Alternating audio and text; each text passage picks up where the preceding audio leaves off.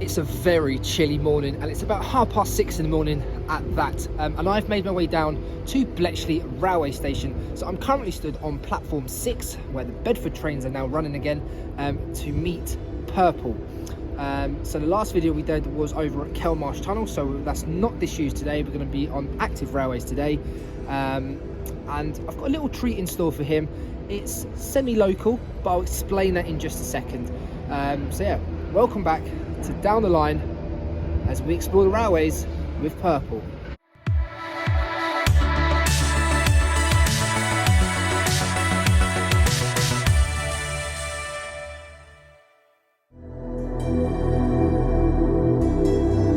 So what have I got in store for Purple? You will see by the title of the video that we are going out towards Oxford and Reading, purely because it's semi-local, as I said, and Purple has never been in that area before. So I'm meeting him on platform 6 for the train, and yes, I said train, from Bedford. For the last year or so, I've been meeting him via the bus service, but now it's back to normal, so normal service does resume from there. So we're going to take a drive over to Bicester Village Station and then get the train to Oxford, spend a bit of time there, and then on from Oxford to Reading. As I say that, one of the new Class 730s are making their way into platform 5, ready for its day's business. They do look good, and surprisingly I haven't actually been on one yet, so that's on the to-do list as well. But they do look fantastic, and I have to say I quite like the livery. But anyway, back to today. As I said, so yeah, we're going to be going out there, get a good mix really. At Oxford and Reading you get GWR, you get a very good mixture of freight, and also at Reading you get the South Western services, and also Chiltern at Oxford as well as the Elizabeth line trains from there. But I've just looked on real-time trains, and Purple is currently over by Aspley Guy's area, so he won't be too long before he arrives here. So yes, let's get cracking and let's say hello to Purple.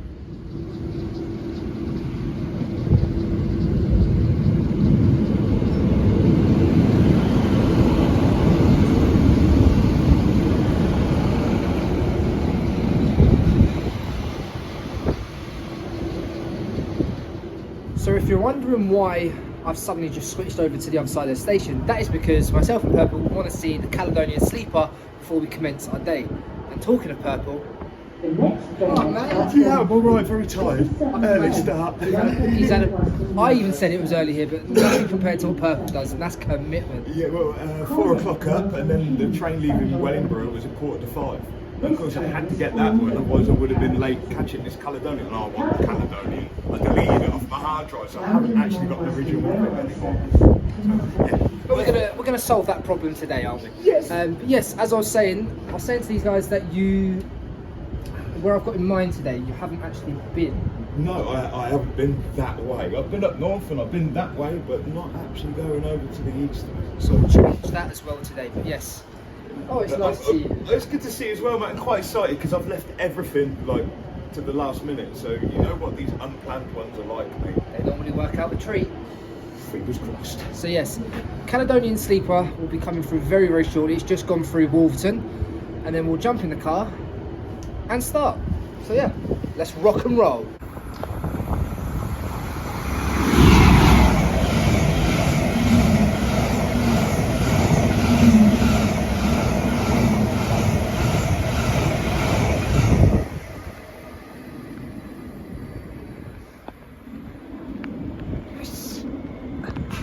And it's 92. Oh, what a relief. Beautiful. You were recording, weren't you? Yes, it was. I've got proof as well, mate. Don't worry about that. Awesome. Right, onwards with the day. Here we come, Bicester.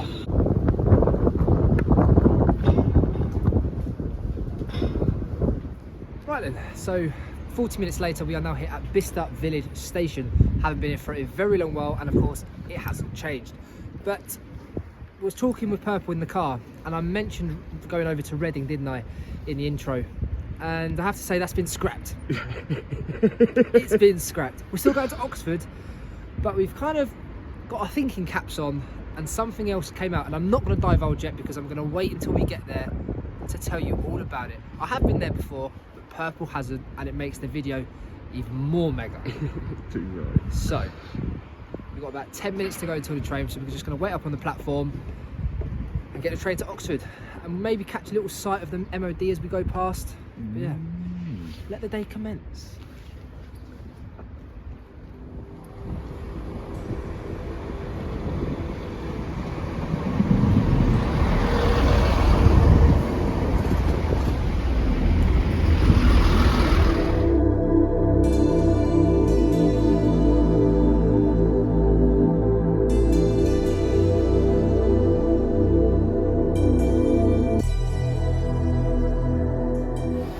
Right then, so now we are here at Oxford. So this isn't the main part of the adventure. Purple's well away with getting all the time and stuff, but we're going to stay here for about an hour and a half, and then we'll get the train to our main bit where this video will pick up, and Purple is going to absolutely love it. In the meantime, we'll see some freight action on what Oxford can offer you. So yeah, enjoy some freight.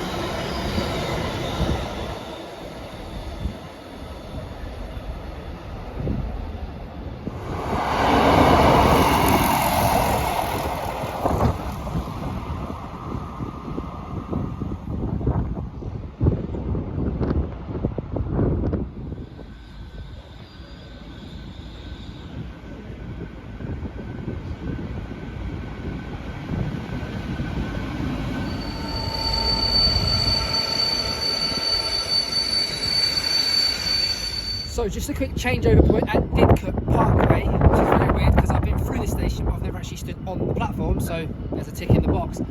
Just been deafened by the brakes on that 66 train that's just in the platform there. And of course, if you haven't been to Didcot, or if you have before, you may know that there is a little bit of a tourist attraction right next door.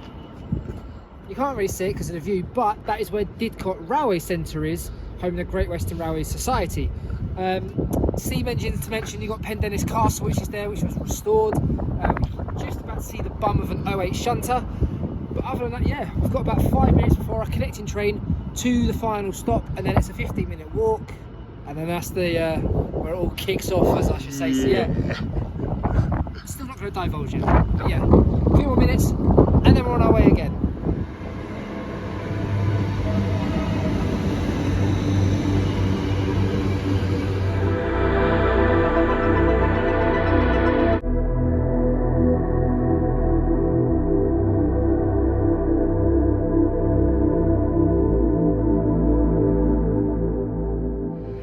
So, our last stop is Swindon. So you can probably guess where we're gonna go. And that is a 15-minute walk across to the Railway Museum here and to show Purple the history of the Great Western Railway.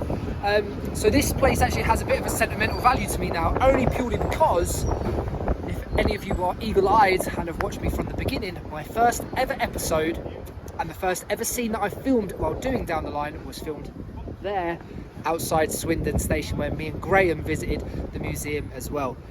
So it's 2 years later and I'm back. So yeah, obviously he's enjoying it. Look at him go. He's enjoying himself. But yeah, so I'm going to show him the museum. I'm going to not do it as in detail as I did before. I'm just going to show little bits and bobs and just do a bit of a voiceover, I think. But yeah, it's mainly for him because he's got a family connection with the Great Western Railway as well. So it's sentimental to him as well. And I'm looking forward to showing him. So yeah, let's go to the museum. Well, I should say the works, but as we saw last time, it's changed a hell of a lot.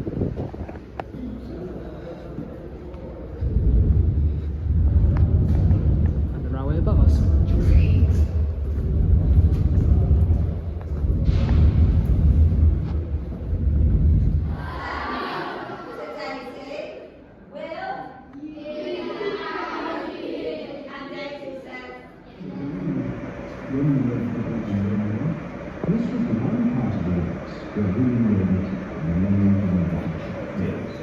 As you'd expect, it hasn't changed at all here, and neither would I want it to. I mean, I remember this bit from last time with all the, you know, safety first, all the accidents that we used to go on. But then again, if you think back, health and safety as we see it today was not a thing that we, you know, as it was back then. I mean, even when you look at old railway videos and you see people getting out of the slam doors as the train's still moving in platforms. I mean, can you imagine that happening nowadays? Never. But yeah, and you've obviously got the old boiler here, and it's just, even if you've been here before, it's still fantastic. I mean, I remember this little bit, me and Graham done our little comedy sketch. Yeah, it's brilliant. And if you remember rightly, we know what's over the other side of those windows, don't we?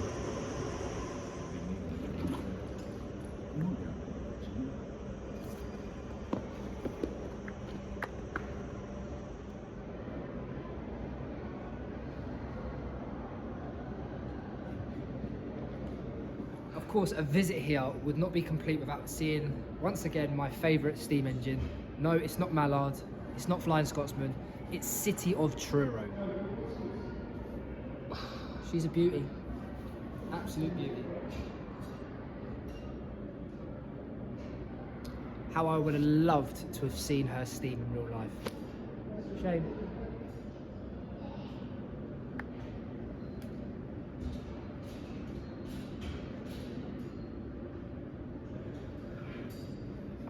And so I said I'd keep it brief inside, only because if you want to see more of this museum, then go right back to my first video and you click on that, and there's a lot more information there. However, this was your first time, and how did you find it? I'm speechless. I'm speechless. I actually think I need to change me up. I'm 5'8".